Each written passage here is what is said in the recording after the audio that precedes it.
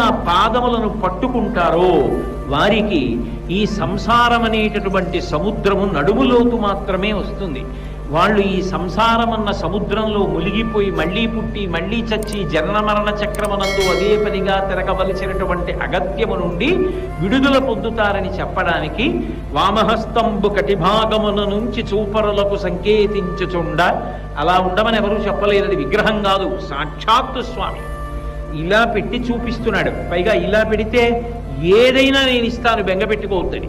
అందుకే లోకానికంతటికీ కూడా అన్నీ ఇవ్వవలసి వస్తే ఆ చేతితోనే ఇస్తాడు. అందుకే అభిషేకం చేసినప్పుడు ఆ చేతి మించి పడిన పదార్థాన్ని పట్టి తీర్థంగా ఇస్తూ ఉంటారు. అటువంటి పరమ దయ కలిగినటువంటి స్వామి తన కుడి చేతిని ఇలా పెట్టి పాదములు చూపిస్తూ ఉంటాడు. వెంకటేశ్వర స్వామి వారి యొక్క పాదములను మామూలుగా దర్శనం చేయడం కూడా అంత గొప్ప విషయమే.